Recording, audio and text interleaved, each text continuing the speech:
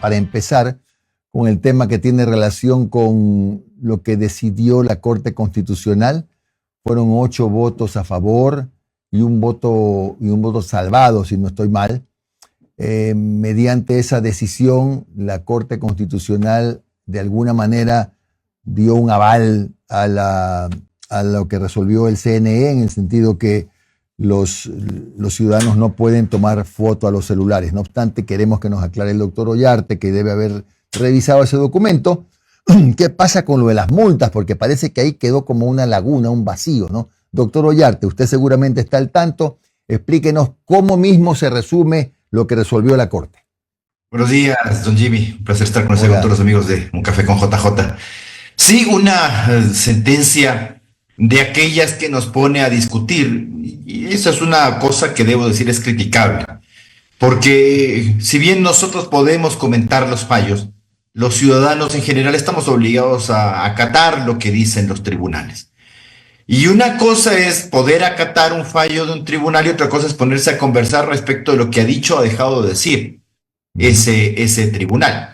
Más allá de las buenas o malas razones que ha tenido la Corte para a la larga desestimar la acción de inconstitucionalidad, porque no declara la inconstitucionalidad de la prohibición de fotografiar la papeleta de votación, sino que lo que dice es que hay una constitucionalidad condicionada de esa resolución del Consejo Electoral. Entonces, lo que nos dice son algunas cosas que quedan claras. La primera cosa que queda clara es que el teléfono celular no puede ser incautado, no puede ser retenido por parte de las autoridades electorales. Dice que la restricción del uso del celular opera desde que a uno le entregan la votación hasta que, la papeleta de votación, hasta que uno la deposita en la urna. Pero le pone una serie de condiciones. Dice, esto no implica que se pueda violar el derecho al secreto de sufragio del votante. Es decir, nadie te puede observar al momento en que tú estás detrás del biombo con tu papeleta y vas a ejercer su opción. Entonces, ¿cómo se sabe si una persona realmente hizo uso o no del teléfono celular? Primera cuestión que es debatible. Segunda cuestión que la Corte deja ahí en la nebulosa, te dice, y respecto de la eventual imposición de sanciones, considérese, entre otros, el principio de legalidad y el de proporcionalidad. Y lo dice así porque dos de los cuestionamientos que se hacen a este tema de no fotografiar la papeleta de votación es que en Ecuador la ley no establece aquello como una infracción electoral expresamente. Sí pasa en otros países, pues en Chile, por ejemplo.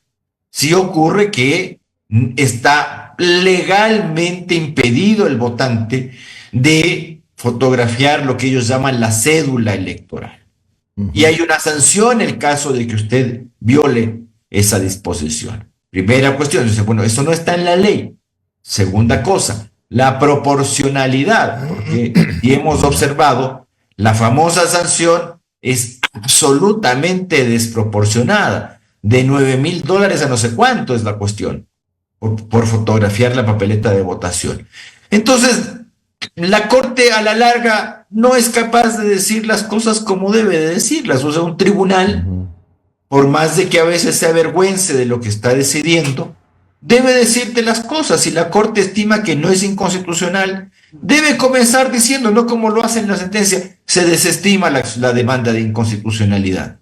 Y luego, si quiere hacer cosas, también decirlas claramente. Cuando hay una sentencia interpretativa, lo que quiere de la Corte, o lo que hace la Corte con esa interpretativa, es decirte, esta norma no es inconstitucional siempre y cuando usted la interprete así. Pero aquí no me está diciendo cómo interpretar esta cosa. Está condicionando a una serie de factores que uno dice, bueno, ¿es merengue o no es merengue esta cosa? Entonces, hoy día tenemos gente discutiendo de si se mantiene la prohibición de uso del celular o no se la mantiene, porque, como suelen decir nuestros amigos penalistas, no hay delito sin ley, no hay delito sin pena. Entonces, claro, aquí tenemos dos cosas. La ley no tipifica como infracción electoral el uso del aparato celular fotografiando el voto. Y la Claro, ley no establece una sanción para aquello. Lo que me está diciendo la Corte a la larga es esto. Sí, sí, está bien. Sí, está bien lo que no se puede usar el celular, pero ¿y el resto? ¿Y las claro, consecuencias? Porque yo le puedo decir a usted, don Jimmy, o usted me puede decir a mí, no haga tal cosa. Y bueno, el derecho no son normas morales, esto no es religión, no es un simplemente no matarás o no cometerás adulterio, tiene que haber una consecuencia jurídica. La norma jurídica siempre se establece como una condición de hecho y una consecuencia jurídica. Usted hace esto y el resultado debe ser esto. Nadie te dice a ti no te cruces un semáforo en rojo, así nomás. No, ujú, no. Si usted se cruza el semáforo en rojo, la sanción es tanto. Listo, así es la ley. Pero aquí no, claro, nos dejan encima de esto, así como en un medio camino. No es un fallo rescatable este de la ya. Corte. Doctor, en todo caso, bueno, no es que quiero resumir lo que usted ha dicho, pero más o menos, ¿no? No se puede tomar la foto del voto, desde ahí, de ahí Exacto. lo complementario es que hay que ver si lo ven, si no lo ven, y lo Exactamente, pero discutible, a ver, pero es eso, don Jimmy. claro, Es como que te digan, sí, usted no se puede cruzar el semáforo en rojo, pero nadie le puede ver si usted se cruza o no el semáforo en rojo. claro. Bueno, y Entonces, ¿cómo sé que usted... aparte, doctor, pues también quedaría una especie de vacío en el tema de que pueden a mí, supongamos que yo le tomo la foto, no es así, para Exacto. ponerme Hay como gente ejemplo, que va a hacer me eso. citan, me citan, pero yo apelo al TCE y seguramente voy a ganar la apelación, no sé, A ver, claro, porque hay dos cosas. Primero, si usted toma la foto del voto, ¿ya? está detrás del biombo. Nadie le Ujú. puede observar. Claro, Nadie le puede observar. Entonces, si usted le dice, usted tomó la foto del biombo, pero ¿cómo sabe que lo hizo? Primera cosa, ¿cómo prueba usted que eso ha ocurrido? Porque la boletita esa, como la citación que hace la gente de tránsito, no es prueba pues de la comisión de la infracción. claro, claro. Entonces, Doctor, claro, una doctor, cosa es que en la mesa digan, aquí está su boleta, de que usted fotografió. Sí, pero demuéstreme que lo he hecho. claro, Primer problema. ya. Ojo, Doctor no Ollarte, creo esta perdone cosa la de interrupción. inconstitucional, pero si tú me Doc- dices que no es inconstitucional, al menos ten sindéresis, pues. Porque claro, aquí hay que probar la infracción. En primer lugar, hay que probar la infracción. Y en segundo lugar, ¿qué tal ya está aprobada la infracción? No sé cómo vas a ujú, probar la infracción, porque tendrías que tener algún dispositivo, alguna cuestión, o alguien atrás que te está viendo que no hagas uso del aparato celular, pero eso viola el derecho de secreto de sufragio. Nadie me puede ver Doctor a Ollarte, la hora de que yo marque. Segundo, y doctor, la en todo sanción. caso, doctor, en todo caso, lo que a mí por lo menos sí me queda claro es que el celular no es garante de la democracia, pues, ¿no? El celular Ah, no es... Eso a mí me quedó claro en esa parte, por lo menos, de la resolución. sí. Obviamente va a haber gran conversación sobre el tema. Quisiera pasar a otro, doctor, por tema del Sí. tiempo. Usted tiene clara la figura de la licencia presidencial, quién debía... Yo ayer leí, anteayer, hace un mes, el artículo 145 y el 146 de la Constitución, por supuesto que no me pretendo compararme con usted, pero como que como que no está suficientemente claro el tema de que en qué circunstancia y ante quién debe el presidente de la República que está en campaña pedir licencia. No sé si usted me lo puede resumir. A ver, le voy a hacer lo más claro posible. La Constitución del 98, la anterior, ¿Ya? establecía expresamente que el candidato a la reelección gozaba de licencia desde el momento de la inscripción de la candidatura hasta la proclamación de resultados. Correcto. Eso se eliminó en Montecristi. En la Constitución 2008 usted ya no encuentra este tema de la licencia del candidato a la reelección. Bueno, Ujú, así comenzó el tema. En el año 2010, alguien presentó una acción de interpretación en la Corte para que responda de si los casos de muerte cruzada son o no reelección. ujú. Y la Corte dijo que para todos los efectos, los casos de muerte cruzada no implican reelección. Básicamente, en principio, era el tema del periodo, que era lo que estaba ahí Claro, establecido. ¿Por qué? Porque la ley electoral tampoco establecía el tema de la licencia, lo cual en algún momento le ocasionó un problema a Rafael Correa. Rafael Correa, en el año de 2009, tuvo que ser presidente candidato. Es decir, como no había ninguna norma y no había la posibilidad ni de pedir la licencia voluntariamente, fue presidente candidato. Se reforma la ley electoral en el 2012 y se establece de que los candidatos a la reelección pueden pedir licencia. Por eso es que para la elección de 2013 Rafael Correa pidió licencia y le dejó la presidencia durante ese mes y pico a Lenín Moreno.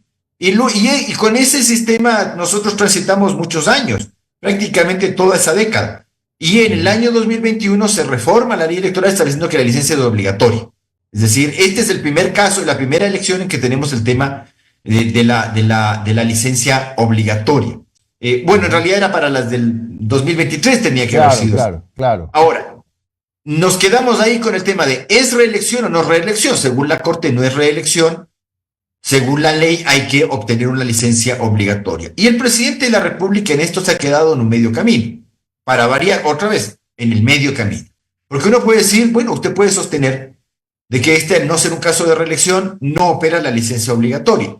Pero el presidente lo ha dejado con un medio camino de pido licencia para hacer campaña unas horas, es decir, hemos terminado de completar. El gran problema de los retos jurídicos ecuatorianos es este, no tenemos claridad en las reglas y por lo tanto cada una la interpreta según a su buen querer entender. Ahora hago presente que el presidente de la República al menos en su momento le preguntó al Consejo Electoral si debía o no pedir licencia. El Consejo Electoral le dijo no le puedo contestar. Luego hizo una consulta al procurador que dijo sorprendentemente, porque ya había respondido 2 semanas antes un tema electoral, dijo yo no puedo responder temas electorales. Entonces, a la larga aquí es mejor discutir los temas que solucionarlos, ¿no? Claro, los famosos vacíos legales. Doctor, una asamblea constituyente también se está discutiendo. ¿Usted cree que es necesaria una asamblea constituyente? ¿Qué reformas de fondo se necesitarían si acaso llegamos por alguna razón a una asamblea constituyente? Es que su pregunta es muy buena porque una cosa es lo que yo creo que se debe modificar de la Constitución y otra cosa es lo que termina siendo una asamblea constituyente. O sea, convocar una asamblea constituyente a tontas y a locas puedo hacerlo. Ahí hago el estatuto de convocatoria y digo, bueno, vamos a hacer un sistema de elección de asambleístas igualito que el que tenemos para la asamblea legislativa. Bueno, te va a salir una asamblea tan parecida como las asambleas que hemos elegido. Ahora, yo le puedo decir a usted, mire, aquí deberíamos conversar temas importantes, como por ejemplo la elección de medio periodo, el hecho de no tener elecciones de medio periodo. ¿Se acuerda que había elección de medio periodo parlamentario? Claro, Los diputados duraban 2 años. Y eso hacía que la presión política se desfogara en una elección parlamentaria. Eliminamos eso en la Constitución de Sangolquí. Y lo que hicimos es, en vez de votar en medio periodo, empezamos a votar a los presidentes con B grande a medio periodo.